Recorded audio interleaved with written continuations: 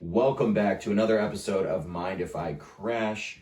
Guys, we were absent last week. Something came up last minute, so obviously we had to reschedule. But back by popular demand, I am your host, Tristan Taliano, and with me, once again, Mr. Tommy Zarlinga.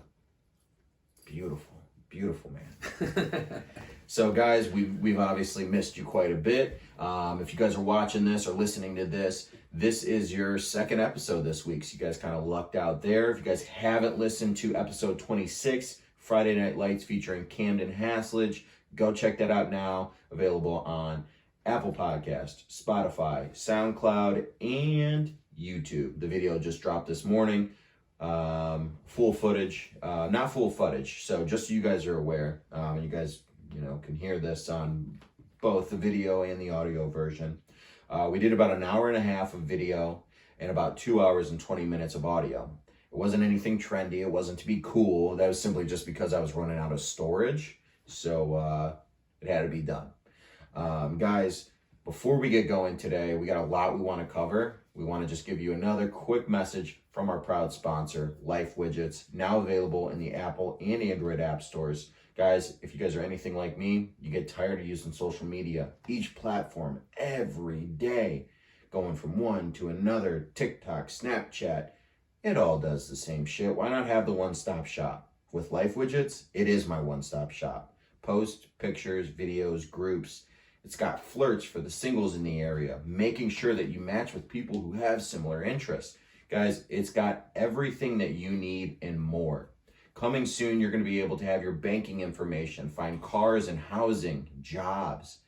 If you're an employee or an employer, this is endless opportunity for you guys. Not to mention, we are coming close to the end of our cash giveaway, sponsored by Life Widgets. Guys, there's going to be 3 winners to this cash drawing. All you have to do is download the app, add me as your first friend at Tristan Taliano on the app, and you guys are immediately entered. You don't have to watch the drawing. If you win, I will find a way to contact you. It doesn't have to be through, it could be anyway. I'm assuming one of us knows you if you did, so we will get to the bottom of that and we'll get you guys your cash winning. So definitely go out, show some support. We're getting close to the end, guys, so anything you guys do will help. Even if you're just sitting around one night at a cookout, tell you and your friends, hey, download this app. If you get a little chance to get some extra cash on the side. Something nice, guys. Why not? So thank you guys for tuning into this episode, and we are going to get right into the swing of things. We are going to be talking about a few different things, but before I get into the combat sports, which I always end up starting it with, I want to reflect on my trip to Disney. So, if you guys were paying attention, I was somewhat vocal about taking this trip. I know you obviously knew I was taking it. Definitely. I missed you too. It was a good time. Definitely had fun, and Disney's a magical place, especially for me, it was awesome because I got to take Jocelyn and Mia, 2 people who have never been to Disney. It's like taking the Disney virginity, that was a weird reference. I shouldn't have probably said that referring to my daughter. That's fucking weird. Take 2. Yeah. I'm gonna edit that out. I'm just kidding. Definitely an amazing experience though. And Jocelyn never had been to Disney, and so it was super important for me as her boyfriend, as a partner, to do that with her. It was awesome. And her main thing is she wants to see the castle. What girl doesn't want to see the castle? Right. You could be 5, you could be 55. Everyone wants to see that. So the first few days, we basically wanted to make sure that we could hit everything that we wanted to do while we were there. So for those of you guys that aren't aware of the way Disney operates within COVID, it's actually kind of interesting. I forgot about COVID. So, when we booked the trip, we did it a few months prior, 2 months prior, and COVID was still in full effect, mask mandate, curfew, shit like that. And basically, you had to have your trip decided before you even had the trip confirmed. So you had to have the airplane ticket first to prove that you would be there, right? Then you have to decide what parks you're going to be at and at what times. You have to check in before you even know How do you predict that? That's like almost impossible to predict. So you have to have certain times that you're at it. So you have to split the day in two at two different parks, type of shit like that. Virtual line queues, all kinds of crazy shit. It was insane. So we get the trip. We stay at a resort from Disney. So we're on the Disney resort. They've got some transportation shuttles. They got this awesome little skyline thing that's like, the one at Cedar Point? Mm-hmm. It's so much faster, and the carts are like huge. It's like being on a mobile ski lift. Wow. A big fucking fast moving ski lift. Wow. And it'll take you right from the resort to the parks. Amazing.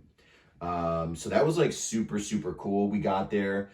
I will tell you this, and I was excited to kind of share this with you and everyone on the podcast. I scratched my little Star Wars itch. So there's a few different Star Wars attractions, right? They have a little Star Wars world, and when you get there, it's like so nostalgic. You're just like, wow, like I'm here. It reminds me of like the first time I went to Universal Studios and was in Harry Potter World. I started crying the first time I was there, and I was there with my little brothers, and it was just like emotional for me because like my dreams coming true. I'm watching them like think they're in Hogwarts because they were younger then. And it just like brought back like a ton of stuff where I'm like, this is so fucking sick. I'm looking at the Millennium Falcon. Like it was just cool. But there's one ride in particular. And I forget what the fucking name of it is. But if you guys know anything about Disney, you know that there's one ride in the entire world of Disney that is not a guaranteed shot.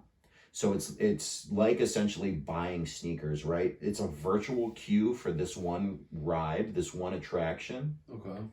All day long. So you have to be on at 7 a.m. or 1 p.m. Those are the times that you virtually from your phone can get into a virtual line to ride this. If you don't get it, and I'm talking seconds, you have 5 seconds. When it hits 7 a.m., I had to be on the app at like 6:55, just refreshing. Oh, man. I missed it the first time, right? Oh. And it was 5 seconds, sold out. Ride closed out for the day. Man. So I finally ended up landing a spot at 1, right? It is like the sneaker. It's app. Literally. I finally ended up getting it, and my mom was making some moves because she was really the one like orchestrating this. She added herself to my party, so the only ones that got the ticket were me, Jocelyn, and my mom.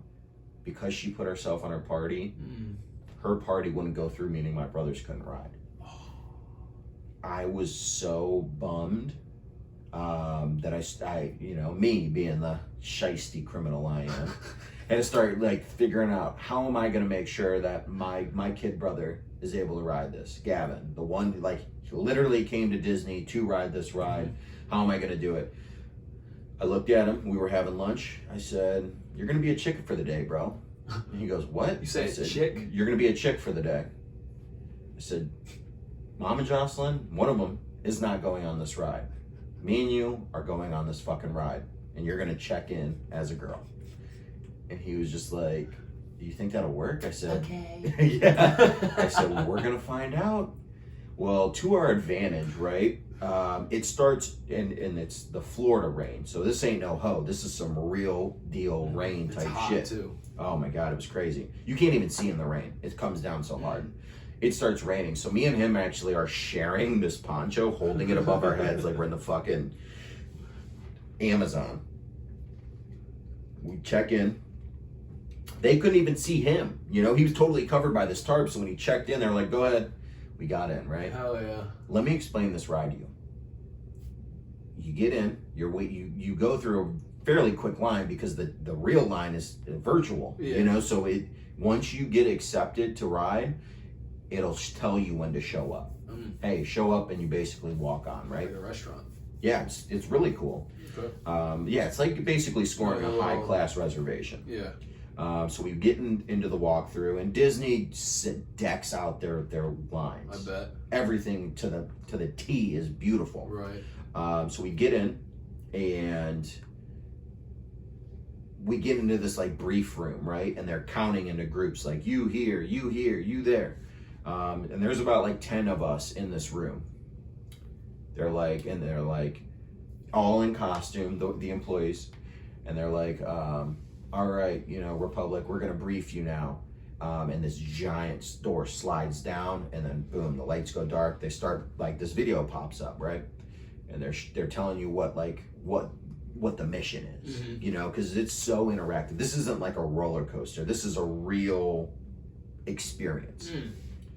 So they're briefing you, and then boom, like on some Tupac at Coachella shit, they shoot fucking the bad little shorty from Star Wars up on the fucking hologram, and it looks so real. I couldn't even tell that it wasn't her. It was just like, what the fuck is that?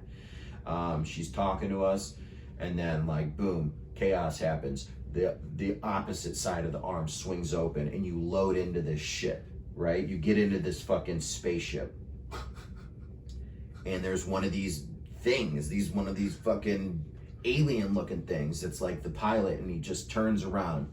And this isn't a hologram. This is like a full animatronic being that looks real. And he just slides around, and he's like, hey guys, he goes, today we're gonna be going here, this. And, the co-pilot starts taking off, and we fucking go from Disney out into space. Your eyes, the feel, the ship's moving. You think you're in fucking space. And then you get into this fucking fight. Well, the clones, the dark side seizes your ship right in the middle of it. So like you get into this thing where like the Death Star seizes your ship, and you're feeling the machine rock, and you're like, what the fuck? And you're just standing on it like you're in a subway. Right. And the door slides open to the ship, and someone from the fucking dark side comes in. They're like, get out. And when we walk out, bro, I'm telling you, it's the most beautiful thing I had seen in my life, right? It's this whole building that weren't. It's this whole building that I was not in when we first got onto the ride, right? It's not the briefing room. It is this giant hall with all of the clones. There's like fucking 30 clones standing there. And in the background, it's just this beautiful window, and you're in outer space. Wow. And you feel like you're in space. Right. And it was just like the most beautiful scene I had ever seen. And I was in it in real life. Right. And I was just like, holy shit. This is amazing. Wow. You're on the Death Star. Like you're in this bitch. You got your brother. You got your brother on it. So yeah, dude. Oh, dude, we were so hyped together. So then you have to start. So then basically, like they take you hostage, right? So then you get into these other lines, and then I realize I see like in the line, like they show you what you're about to ride on, and I was like, oh, that wasn't the ride. I thought that was the ride. Nah, bro. Nah. You were going on a fucking whole ass other ride, strapped in and shit, right? So you get in to this other room, another briefing room. And then you see the fucking, he's not Darth Maul. Who's the other one that's got the fucking, not Darth Maul, not Darth Vader. He's got the red saber, but he's got the two little ones that shoot out on the side. Kylo Ren. You know who Kylo Ren is? Yeah. It was Kylo. Oh, okay. I'm about to say that. Hold on. It was Kylo Ren, but I don't know. That was weird that happened. Basically, he starts fucking saying, like, I'm gonna fuck y'all up. The Empire comes back, the Republic or whatever, whoever the good guys are, come back in and they're like, yo, we're here to save you. Let's get the fuck out of here. So they strap us into the ride, and it's basically like they got a little R2-D2 thing fucking as our pilot, like, we're gonna get you fucking out of here. And like, so we're flying through this fucking course, right? And it's not a roller coaster. It's like this machine that's ripping you around, but you're seeing like this entire world. You're seeing the big fucking machines. They're fighting with lightsabers, shooting fucking guns right past your face and shit. And you're like, holy shit. You really felt like you were a part of it. Dude, wow. You could not tell. It was the fucking coolest thing I think I had experienced. Yeah, I've never it done was until I went to the Avatar ride. Oh. Brother, when I tell you, I cried from the beauty of that ride. I cried. So I got on this Avatar ride, not knowing what to expect. Last time I was ever in Disney, that ride did not exist yet. Huh. So we get in, and my whole family can go for this one, by the way. Oh my God. we get through the line, and they have this giant, have you seen the movie Avatar? Yes. Yes. You know how big they are. Yes. They have this giant avatar in an incubator. You know how they like sit in that watery incubator tank? And it's life size, bro. It's like fucking 8, 9, 10 feet tall. And you see how big it is. And you're I'd love like, to stay next to one of those. holy shit, that thing's fucking huge, dude. It tells you like you're gonna ride on their little fucking dragon thing. You know how they have those birds they fly They on? connect with their hair and Yes. stuff. Yeah. Yep. So it's like it's the rite of passage, la da da. So that's what the ride is. You're making your first ride on this. So you get into the actual thing that you're riding on. The furthest thing you could find from a roller coaster. They give you these glasses, you put them on, and then you sit like you're on a bike on this thing, and this bar comes up and attaches to your feet, and then another one like comes out onto your chest to hold you in place. And it sounds like it's about to get wild. bro, it just like in the movie, it shoots you in to like you like log in to the avatar, and you're on that fucking thing, and like it's just moving like woof, woof, and you're like, holy shit, you feel your equilibrium thinks you're there, you know, you're like convinced. and that thing just starts fucking moving like whoosh, whoosh, and I'm like, holy shit, dude, this fucking feels real. It starts doing spear dives I was down. just gonna ask if it kamikaze straight Dude. down. It felt so real. They had wind blowing in your face, water splashing you and shit. When I do that, I was crying. Yeah. And it was like, I have never fucking experienced And something. that movie like was this. a beautiful movie. Like Oh the my colors, God. the creatures. So like to actually sit there and like And be in your be in spot it. and experience that. Like I Yeah. don't blame you that you cried, bro. Beautiful. Wow. Beautiful. I've been meaning, not as of lately, but that's something on my bucket list. I wanna go. To Disney. I definitely gotta go. Yeah. I would say if you're gonna make the trip, pay for like a day at Disney and a day at Universal, Okay. both in Orlando. You would do yourself a disservice by not going to Universal Studio. Every ride there Enough is said. just like those two. It's Really? all an experience. It's fucking amazing, dude. Huh. It's amazing. What about like the price? Is it reasonable? Is it similar to Cedar Point? Is it... No, fuck no. It's so goddamn expensive. Oh. That's why I said, research, find the rides you know you want to ride, Okay. and then simply go just to hit those. So Wait a like minute. only pay for what it is you want to see. So when you get a ticket, when you go, you're not paying for the whole entire amusement park. You're paying only for certain rides. You buy a pass. It looks like a watch pretty much, and it Okay. scans you into your park. And it tells You're not you paying what- for the ride. No, if you get into the park, you can do whatever. Okay. But just still do your research. That way you can go and ride. You just like, know which two parks. Like, hey, I'm just going to these two Okay, parks. gotcha. All right. Yeah, because my little brother just talked to me about Cedar Point, and Cedar Point sounds very similar to like the whole reserve, and you got to be there at a certain day, a certain time. Yes, in a lot of ways, it's super similar to an amusement park. But it's better. Oh my I God, want to cry too. it's so much I haven't better. cried lately. Actually, I lied. I just cried earlier. And, dude, I cried. I was crying for almost 30 minutes yesterday. And before you guys want to say, "Oh, he's a punk, he's a bitch," go fuck yourself. Real men cry, motherfucker. Yes, we do. We don't wear pink. We cry. That's on facts, baby. I cried for 30 minutes yesterday watching a goddamn TV show. I was just about to ask her, "Are you okay?" Like, you didn't. I've been crying a lot You lately. didn't call me. I don't know. we can cry together, dude. You want to come over and watch this show with me? I'm so crying. down. We can get some wine. Oh my God. Some cheese puffs. Jesus I'm Christ. down. That sounds like an experience. I definitely want to do that. Yeah, no, I it gotta would- do both. you would definitely enjoy it. Take my little And brother with me. before we wrap up the whole Disney talk, guys, if you guys aren't aware, Epcot, amazing place to go. Epcot basically has all the different worlds. You know, what a lot of people end up trying to do is they do a world tour. So for me, like, I'm a big boy. I like to eat and shit. While the family was like going around from world to world doing drinks, my fat ass is like trying to get food from every place.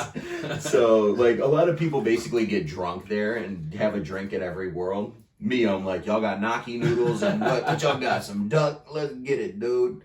That actually is wild. Like, you actually get to try different food there and too. it's amazing, dude. I'll tell you. There's so much more to those two parks than I ever would have imagined. France is so fucking beautiful. Mm. France, like, I want to go to France just because of what I had there at Disney. Because when you experience food was a so little good. glimpse of life. So good. Huh. So good. Interesting. But yeah, guys, let me know if you've ever been to Disney or are considering what is your favorite ride or the one ride you know you want to make top of your priority list, guys. Make me a list. Yeah, yeah. Help my man's Help me out. Basically, become his travel agent. Please. Please, Travelocity. Guys, we're going to take a super quick break and we will be right back. Un momento. I don't know why it stopped like that for a second. That was fucking weird, dude. Oh! Who texted me? Was it just a random number? No, the random number said, Tristan, I need to hear back about these floors. Oh, I don't That's know. all I Fuck. really... Hand me that. Oh, gosh. I hate sitting so long sometimes with my knee locks up. You want me to stop it? Yeah. We just got claws out here like we're in a fucking frat house. Full send, bro. Mm-hmm. Okay. Cool. Move that bad boy. I'm so sorry, Dad. Alright, so what we're gonna do now is we'll get right into capping off the UFC. And then we'll hit like the bullshit So you want to Jake go? Paul. Okay, so we'll go UFC Logan first. Paul and that. Yeah. Cool. Alright. So just what? All right. For example, like so, we're looking. Oops, Key fights I'll be talking about today are going to be Brandon Moreno on the upset against Davison Figueiredo, and then Israel beating Marvin Vettori. Okay, so like when I'm looking this up, when I'm here on this page, like what do I know? Scroll up. What would I know to click on? Go to news.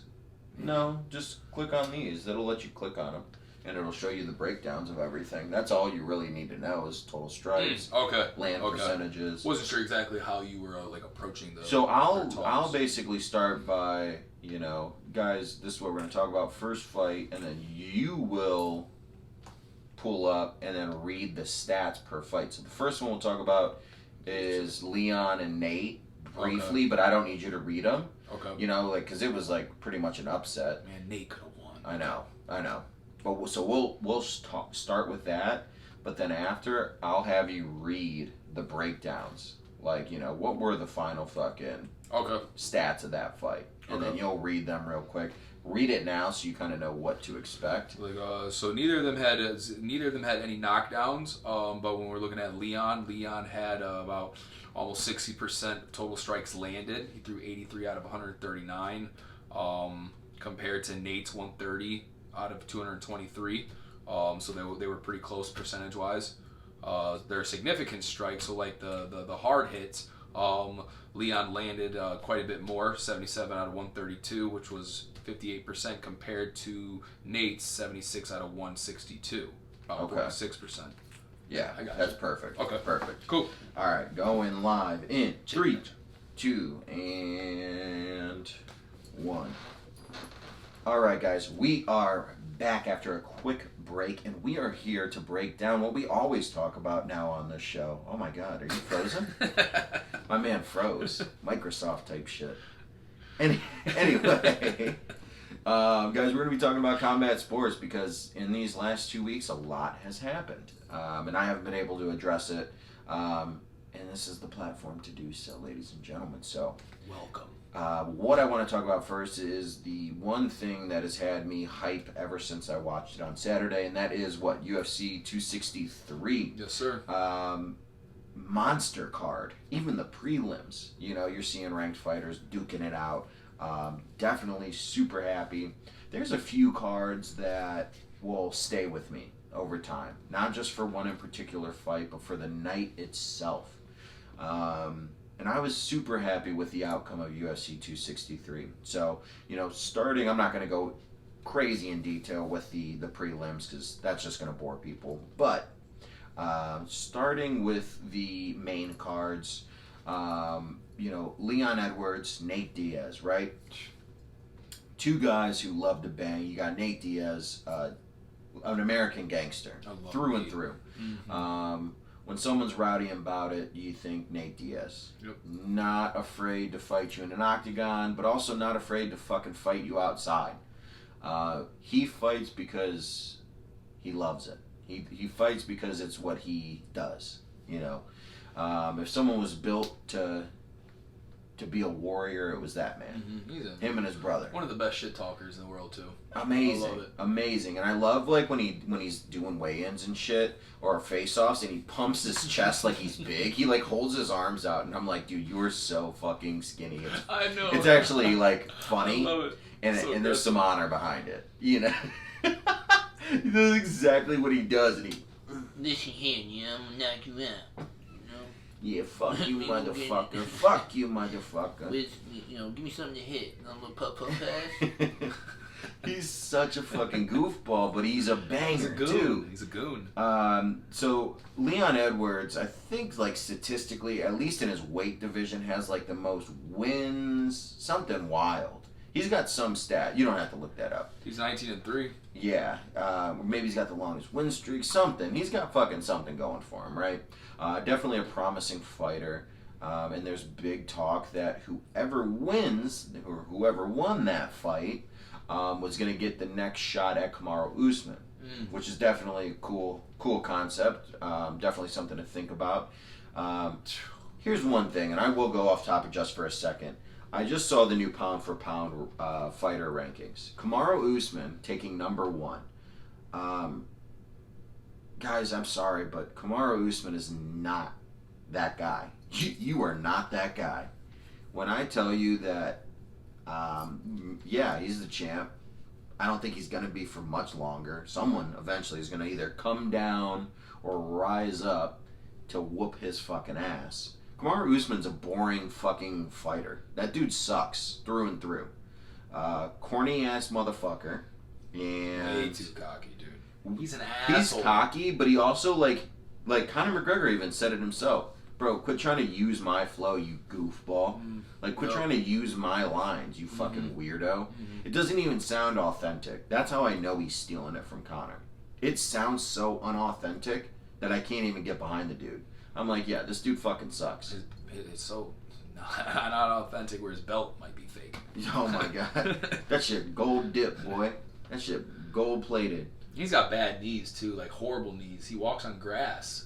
He walks downstairs backwards. Oh, because of his knees? Yeah. I don't know Jesus, if you ever knew that. I didn't know that. No, my older brother told me that, and I looked it up, and it's true. He really does. He's such bad knees. He doesn't walk on well, if he has to, he obviously will. But if he can choose to walk on grass, he will. Wow. And when he walks down steps, he walks on backwards. Yeah, that makes me hate him even more. That's so corny. That's corny. Kamaru Usman, boring ass fighter, but whoever wins this fight is most likely going to get the next shot at him, right? So the fight takes off. Leon Edwards putting a fucking beating down on Nate.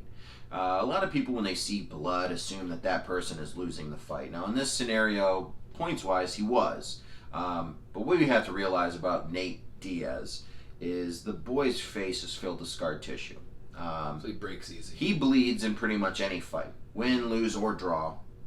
He's almost always bleeding. It's not a Nate Diaz fight if he's not bleeding. It wasn't a credit to Leon or his striking. It's just the boy fucking bleeds. Frail skin, that's all it is. Yeah, and a lot of fucking tissue to just split.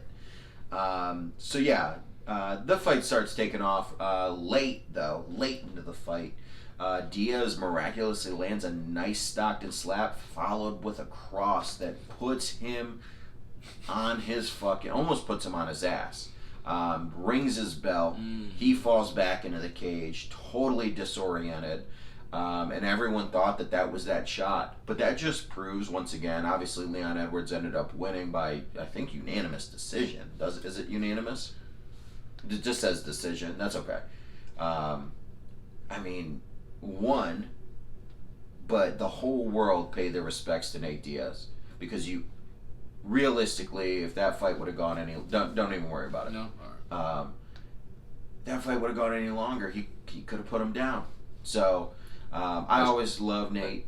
That shows you he's a banger. Like he doesn't need to be told that he won to know he won the fight. Like he looked at him, probably thinking in his head like, I just finished you. Like I could finish you right now. And even at the end of the fight, he told him like, hey man, like I'm happy that you won. Like don't let anybody take anything away from you. Like if you want it, go for it. Go you get deserve that shit. it. So like much respect to Nate. Nate won. Great dude. I love Nate Diaz. That's why I got this poster right here. This McGregor Diaz UFC like 196. I can't really see it right now.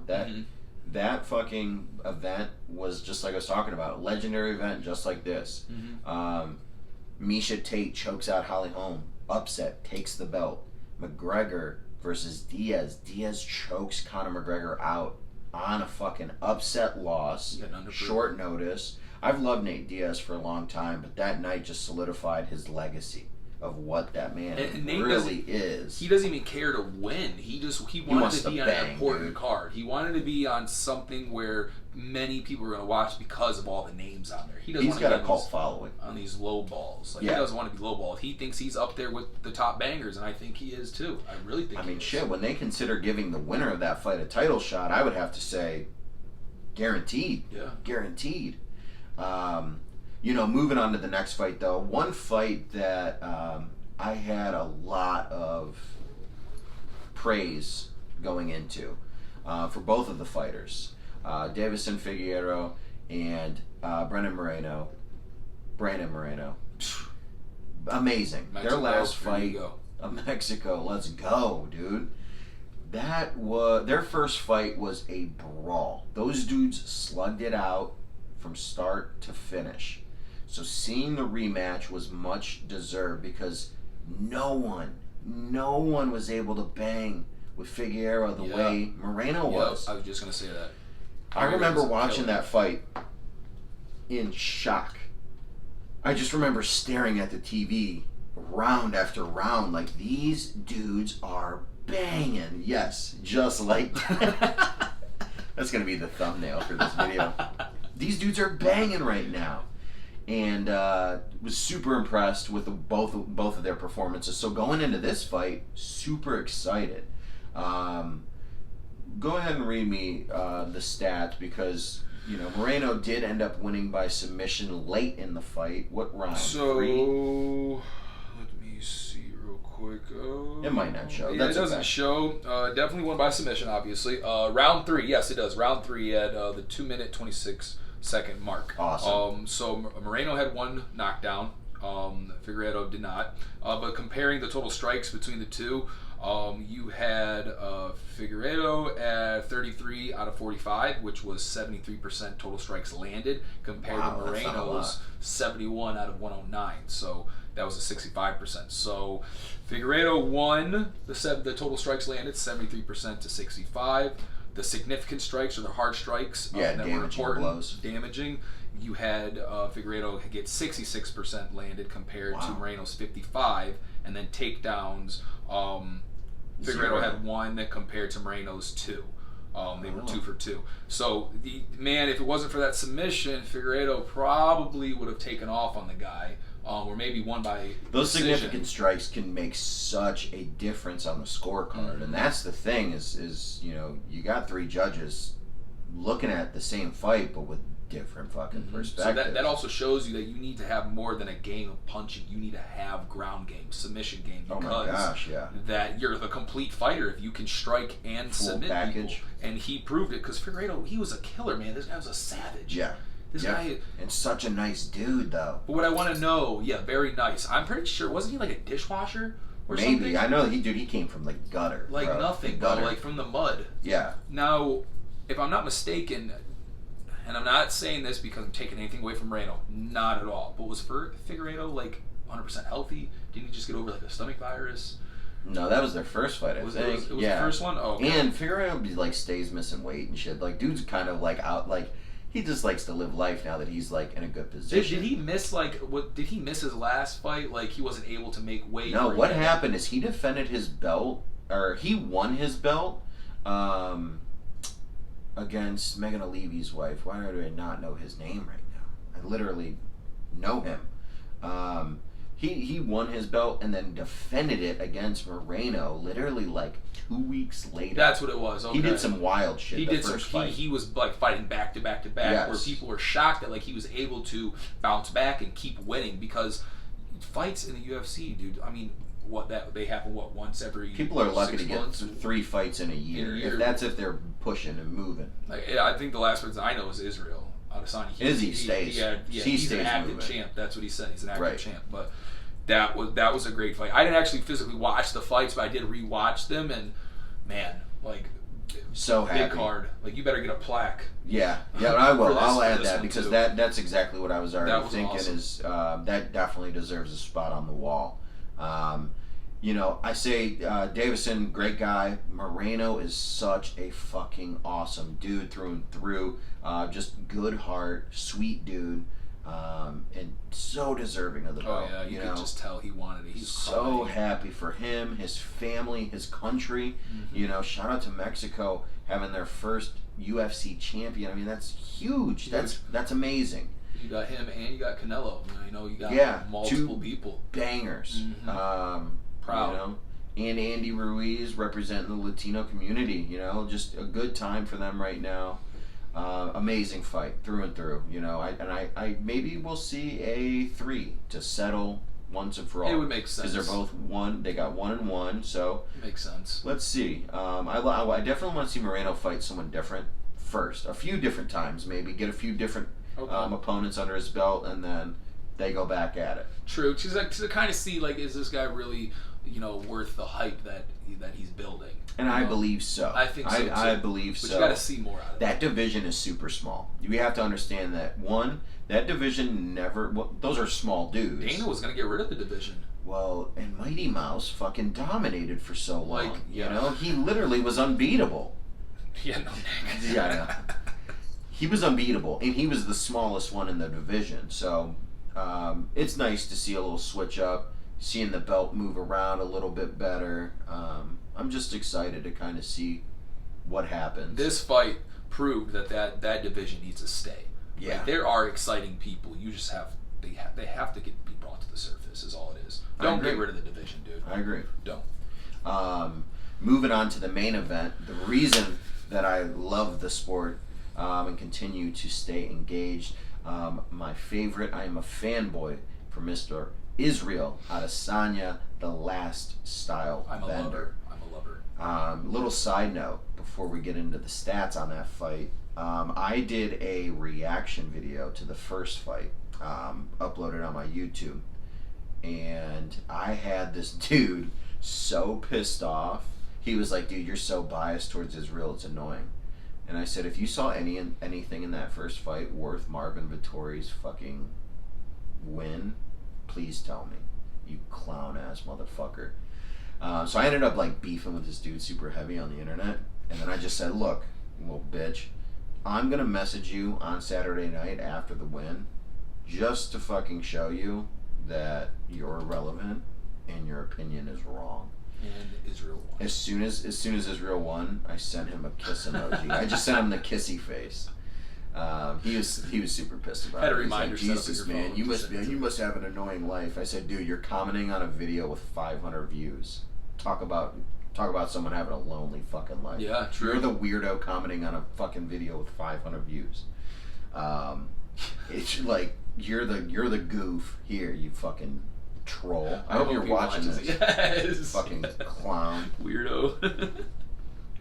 But that fight, man, was great. I mean, Marvin, he's a tough guy. He was fighting back. He is. You He can is. see the boxing. He skills in tries. it. He tries to. But He definitely tries. Israel is he's another animal. He's a different beast, and on the ground, that's the thing. Is you kind of see where Vettori lets Israel in his head, and he does leading up to both fights. Mhm. In the fight, after the fight, he cannot accept the skill level that Israel Adesanya has.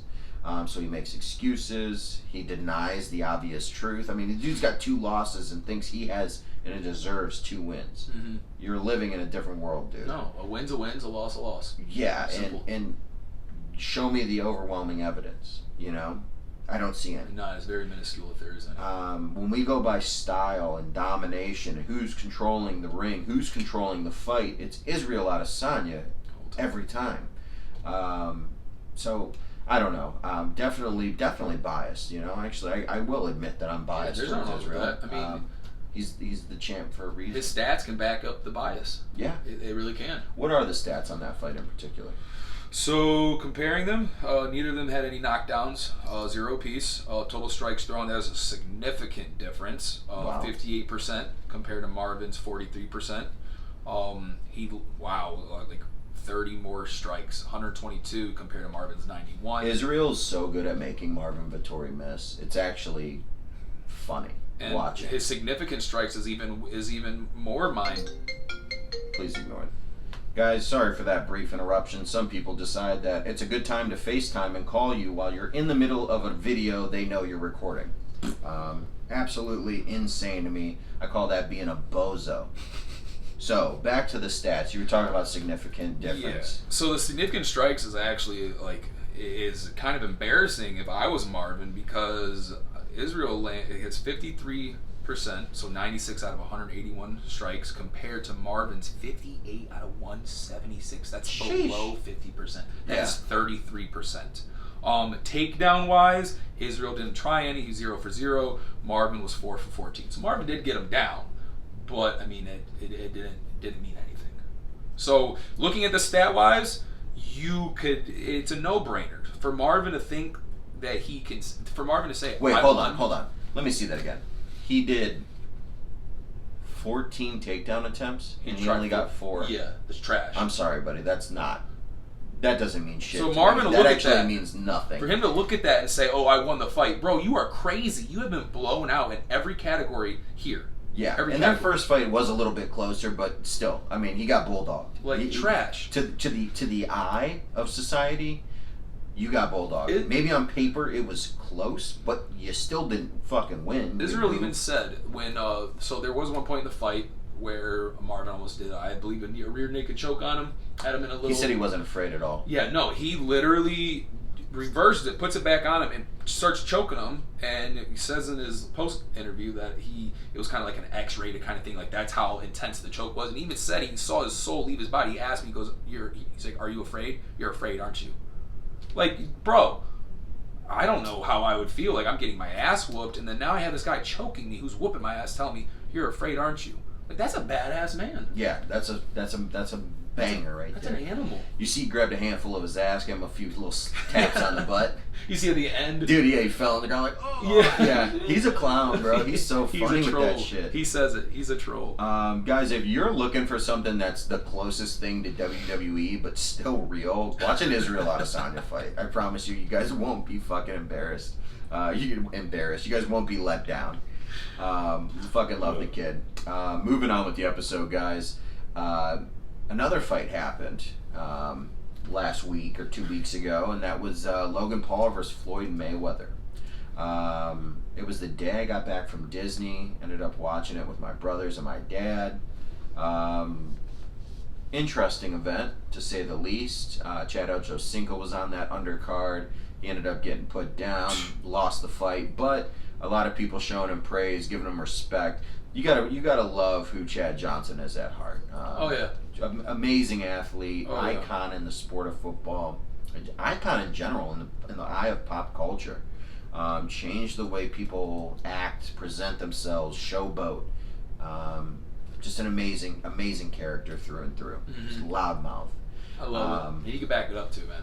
Oh my God! I love He people would talk find shit a way to. back He would find a way to beat you. I've never seen someone run willingly at Ray Lewis, get laid out, and go back to his coach like, "Yep, that was right. Yeah. And that then was try right." to do it again. Yeah, it was just funny shit, you know.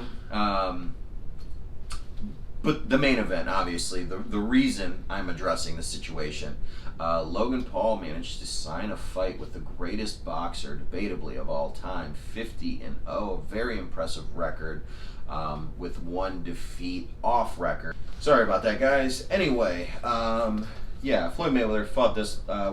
Tell me about him. So they both, Logan and Floyd fought. ESPN scored the bout 78-74 for Mayweather, obviously. Mayweather landed a total of 43 punches compared to Paul's 28. And out of the 43 punches that Floyd threw, 36 of them were power shots, and Paul landed 21 power shots. So it's similar. It's a 7-punch difference compared to when you do the power punches. So. Right. 7 punches out of the total punches they threw were not power punches. So they were trying to put a show on for the Yeah, people. they're looking to fucking That's what kind it of was. parade their skills or just make the event what it is. Do I think Floyd Mayweather gave it his all. No. But I do accept that he's older and he's fighting a man bigger, taller, heavier, and much younger than him. But it was an entertainment standpoint. it was entertaining, and that's what that event was meant to be. I Yep. think people came in with expectations that I learned just from watching his dickhead brother. You shouldn't put on those type of fights because they're Nope. not real fights. You know, Nope. they're meant to be entertainment, and that's exactly how I treated it. That's what I chose to treat it as. But through and through, cool to watch. You know, he came down with the bust down Charizard on, Man. the iced out Charizard pennant chain. That was cool, but I don't forgive you, Logan, for what you did to the Pokemon market, because I, for one, am a Pokemon guy. I collect, I play, I buy, and you just messed it all up. Kudos to you, though, man. You got something super expensive. I wish I had that Yeah, card. my man but does what he does, I guess. I can't get anything now.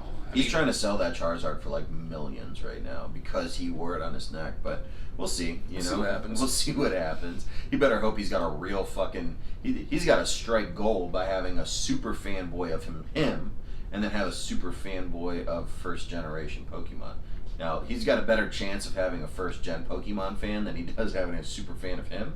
That's willing to pay anything over $1 million for anything he's got. He's got But, more of a chance hey, we'll see. having the card compared to more of a chance having to win that fight with Floyd. Yeah. So you did win in a sense if you think about it. You know, it was smart though. You know, they had the only way to win would be by knockout, pretty much, or the judge calling or the ref calling it.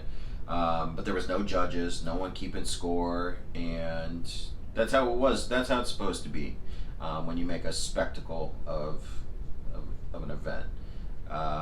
Neither of them were looking to devastate I think Logan Paul would have loved to fucking put Floyd down, but he just couldn't do it. And that's what happens when you're fighting debatably the greatest of all time. Right. Going on to something that is absolute nonsense, though, is, and this is very brief, another event that took place somewhere in these last 2 weeks was Lamar Odom boxing Aaron Carter. Yes, I saw that, bro.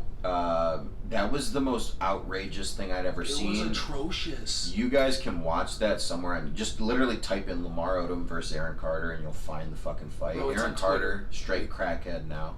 Goofball. Both of them, actually. Yeah, holy shit, I didn't think about that. Both of them. It was a bad fight, bro. And I don't know what Carter was doing, but he was throwing these like 360 Carter just is ballerina trash. hooks. The dude can't fight. Like, And I didn't expect him to. But I did expect more from Lamar. I was like, bro, yeah, he's come on. an athlete. Like, put him down. And he's huge compared to him. Put Yes. that motherfucker down. And he did. You know, he got some good shots, put him on his ass. But that was a clown ass fight, bro. Whoever put that. And here's the thing. I actually, I didn't even know it was a thing until the press conference came out. They held the press conference in the middle of a mall at like a jewelry store on some ghetto shit. Of course, it was a jewelry store. And the promoter was such a goon, dude. He looked like Ray Liotta in Goodfellas. He was wearing this dumbass suit. Fucking, he like brought his daughter out. Like, I Rip just away want you sleeves. guys to see my daughter. You know, his fucking punk ass 16-year-old daughter was like, Dad, give me some views. Yeah. It was such a cringeworthy fucking event. Everything, all the media around the event, everything was so cringy. I would never. I had a disgusting expression on my face when I was watching the video too. I was like, oh, what? Yeah, Oh, he did that? that Oh. shit let me down, bro. First of all, who thought to put Carter and Odom together? Like, what happened? the Like- battle of the fucking rock, dude. The crack rock. Battle of the crack rock, baby. I just like. And yeah, before anyone gets pissed, I'm allowed to say it, dude. I'm allowed to call someone a crackhead. I smoke crack. I'm just kidding. I don't smoke crack. I just did before the show. Basers, baby. No, but yeah, I was so when I found out about that, and I was like, what? Looked it up, saw the fight, and I was disgusted. I didn't. That's something that shouldn't have been shown on TV. No, Shouldn't have been that on the shouldn't have even been a internet. thing. You know. They should have taken that thought, taken that idea, and basically put down whoever came up with it, like Yeah. a dog. Just put them down. But of course, it made money. They got money, and I mean, what are you guys gonna spend it on? I wonder. Yeah. Also, you know, somewhat cringy, but a little bit better. We had the Battle of the Influencers or some shit like that. I don't really know what the full event was called. TikTok versus YouTube, guys. That's what it is. We live in a day and age, and we're from a generation where either of these apps are inevitable. I know you don't have TikTok, do you? No, I It's don't. mind blowing. Because I will go into a rabbit hole. I love TikTok. I also love YouTube. But here's the thing, guys. You know, the event was basically YouTube's top creators versus TikTok's top creators, and they did a good job of getting big names. You know, the big fights, they were all equally big, but the co-main and the main event, I believe, was Taylor Holder versus Anasan Gibb. And then the main event was Austin McBroom versus Bryce Hall. Now, for the most part, who was right before that? Taylor Holder or Vinny Hacker and Deji? Yeah. All right, so here, you got read me from Bottom up. from least of priority up into the main event. So Read the it was entire card. Landon McBroom versus Ben Azelart. Okay. Tanner Fox versus Ryland Storms. FaZe Jarvis. FaZe Jarvis That's what I from thought. FaZe Clan, yeah. Michael Lee versus. He actually, so before we move on, FaZe Jarvis actually was the only person that won by knockout in this entire event. Did So he win money credit for to that him. too? I'd imagine. I thought he won $1 million. Oh yeah, there's a knockout bonus. Okay, yeah. cool. Yeah, that's what they said. They said you guys can wear 16-ounce gloves and knockouts are allowed. Yeah. Good for you guys. I'm happy you guys are, making money and stuff. But that, dude, like when you have to have like a restriction, when you have to say, hey, 16-ounce gloves are allowed and so are knockouts, like that, you should just think like when you're boxing, like you should just be allowed to knock somebody out. So that's another reason why I don't really take these fights that serious. Not only because it's a more of an influential fight, but because you have to be told knockouts are allowed. Yeah. But anyways, DDG versus Nate Wyatt. You know who DDG is? Moonwalking through Calabasas. Yes, now Yeah. I do. Nate Wyatt has a face that makes me want to fucking rearrange him. He's just got a ugly face. Really? I don't like the way the Face dude that a looks. mother could love. Yeah, dude. Open up another window and just search Nate Wyatt. There's something about the motherfucker I don't like. I would love to punch him. Wait, I don't know if is that him? He's got like facial hair and shit now.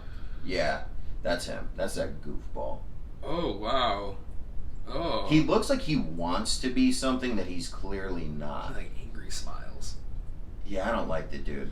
No, he's Something super about tatted though. I think, isn't he? Looks like it. Nah. No, I don't think so. I think those are paint-ons. Yeah, he doesn't. I don't. As far as I know, I don't think he's got real tattoos. But I don't even know who won that fight, but after that, who do you You get? got Deji versus Vinny Hacker. Vinny Hacker, my guy, pretty much the only one that won from he's the only one that won on TikTok. Really? Vinny Hacker looks, in my opinion, looks identical to my brother Liam. So shouts out to Vinny Hacker. Shouts out to my brother Liam. I'm rocking with y'all. Ooh, so your brother's cute?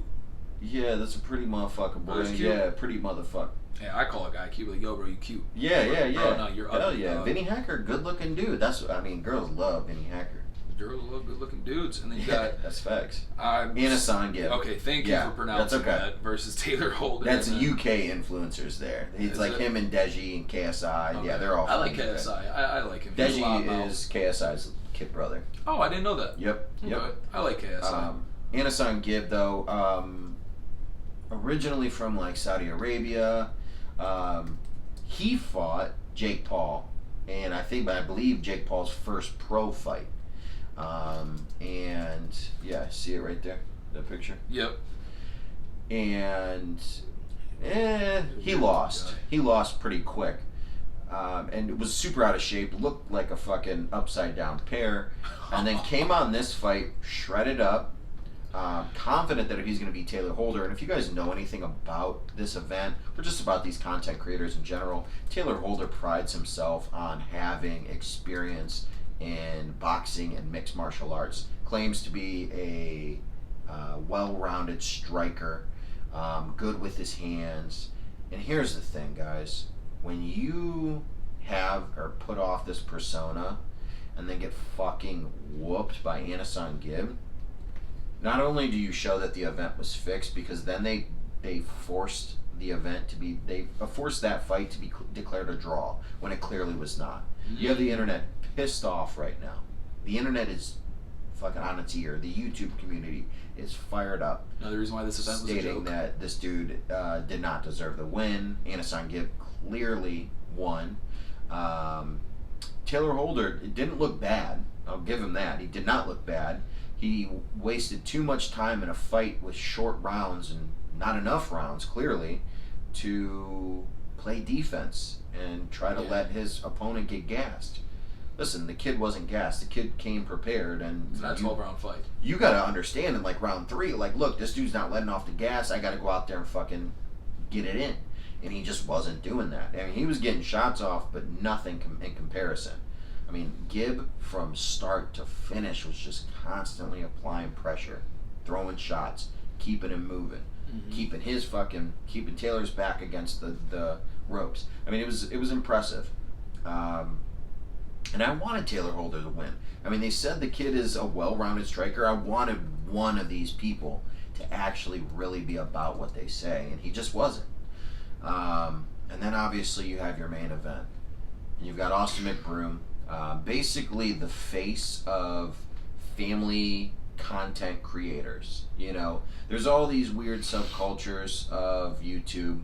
You got people like the Nelk Boys who love to party and do pranks. I love those You've got things. reaction videos. You've got the legends like PewDiePie. And then you've got this weird culture of family videos. They're families that basically show themselves living day-to-day lives. They're like family vlogs. They're cool, but they're also like kind of corny in the same way. It's basically like people are watching you live your life. I'm cool with it. I like the idea of it. I think it's got a lot of potential. But they make a lot of fucking jack doing so. Like, they make a lot of money just making these like weird videos. But he's clearly the face of it. I've always thought about how cool it'd be to have that done. Like I would love to be followed around and recorded all day. They make it themselves though. It's basically like if I walked around with that tripod and was recording, so it gives it like a more in touch feel. But it's cool, you know. I'm not dissing it. It's just it's a lot going on, and if you're not like a mega star like him, everyone else is just like y'all are doing too much to try to be someone or try to be him or be something that you're not. But he's definitely the face of family YouTube, and then you have Bryce Hall. Loved by the young girls of the world, but hated by a majority of the rest. This guy.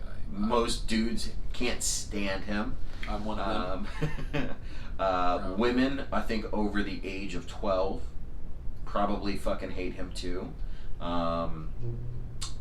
His greatest accomplishment in life is probably dating Addison Rae. Not anymore, but when he was. He fucked up. Oh yeah, he fucked that up plenty of I times. just thought everybody else. Dude, wanted here's it. the thing. The dude, like, lets people get into his fucking head, and he reacts to other people. He's a puppet. He doesn't bro. make people react to No, him. he's a puppet. People control him. And that's a scary place to be. Like he shouldn't be as famous as he is, in my opinion. I don't think he should be as famous as he is. I don't think so. He's not that good looking either. That's Bro, what's I crazy was gonna to me. say, like, bro, like my dog's asshole looks better than you, man. Like, But you're not- there must be a trick somewhere, because he's got fucking 21 million more followers than I do. So yeah, I'm not, whatever. I have true friends though, so it doesn't matter. So going into the fight, Austin just basically was like, I'm an athlete at heart. I'm going to take this very serious, train hard so that I can get the job done. I'm going to knock him out. I'm gonna do this. Bryce kind of coming in with like that pretty boy shit talk swag. I've been in over 40 street fights in my life. My two weapons, and he shows his fist, these bad boys. That corny shit. He goes, why am I going to beat Austin McBroom? Because I'm a real fighter. I actually do this for real. Then he gets knocked out. Then the YouTube videos start coming off, because after the fight, they're like, how do you feel after this loss? And he's like to the crowd, like, guys, just want you to know, I'm not a real fighter, never claimed to be a real fighter, and I was just like, damn, if words could fucking come back to haunt someone, it did right there, you know? So now it's like a trending sound on TikTok. I guess his mom made a claim that the fight was rigged from the beginning. He was never going to win. So like that looks even worse for you because not only did you lose the fight after talking all the shit that you were going to win, but now your mom. If it was going to be rigged, bro, don't fucking get yourself caught up in a lie. Like that sounds. Why would you leak that it was rigged? That's the dumbest thing you could do. No. He's probably in breach of contract. He's probably losing or getting fined a majority, if not some. Yeah, well, his money. mom. I guess his mom was the one that said that. That's Still, what his mom dude, believes. But still. yeah, no. Like that you makes wait till you look after bad the fight, till your son gets his fucking punk ass whooped. to say that. That's corny. That's a loss on top of a loss. That's so corny. That's sore loserness right there. That I would tell my mom, like, I'm voluntarily being disowned by you after saying that. You don't ever say that. He was supposed to buy his mom a house with the million he won from knocking out Go buy her a Austin. box now. Yeah. Yeah, right. Well, he is $3 million richer after the event, guys. Let me know what you guys thought of the event.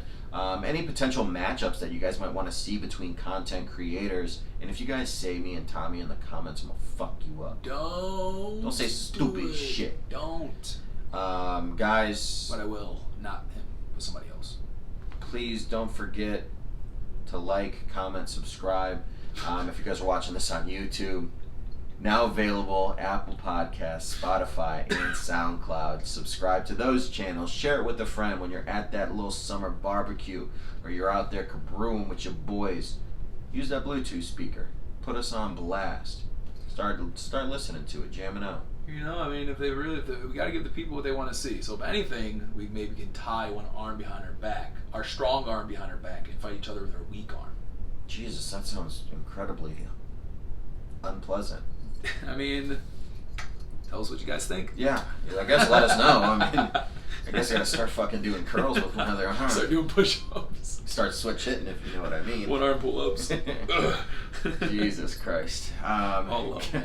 Guys, before we end this video, another quick message from our proud sponsor, Life Widgets, now available Apple and Android app stores. Guys, I know that I don't like getting on certain apps, allowing my location or my data to be shared, and when they ask and I say don't allow, I still know they're stealing it. There's tons of scenarios where it's actually came back to haunt the mega corporations that are. And for me, I find comfort in knowing that Life Widgets is never going to sell my information. Their only job is to be there to provide a source of communication amongst me and my peers or an employer, and there's no third parties that get in the way of that. A lot of times you'll see, especially when you're communicating as a consumer to the company, that there's a third party involved that you often don't even realize, that's usually taking a portion of the profit away from you and the company, making things complicated and overall gathering your information. With Life Widgets, that's a thing of the past, guys. I promise you that. Not to mention, you guys can have your bank account information set up, so when you hit the bar with a perfect demographic shown to you by Life Widgets, at the end of the night, from a touch of a button, you can make a payment and leave your tip. Not to mention, guys, they're going to be here soon having the ability to purchase vehicles, find housing, whether it's rent or to purchase. There's so much that is in the works. And if you guys want a chance to win one of the 3 cash drawings, all you have to do is download the Life Widgets app and add me as your first friend at Tristan Taliano on Life Widgets. We're going to be doing that drawing at the end of this season, episode 10. Guys, run those numbers up. If someone you know could use that extra jack, tell your friends. You guys don't have to be listening to it, watching it. I will get a hold of you as soon as the drawing is done, but we will be doing that live at the end of episode 10. Thank you guys for tuning in to this episode of the Mind If I Crash podcast. As always, it's good to be here. You're allowed. Oh my gosh. Get high, baby. Later, guys.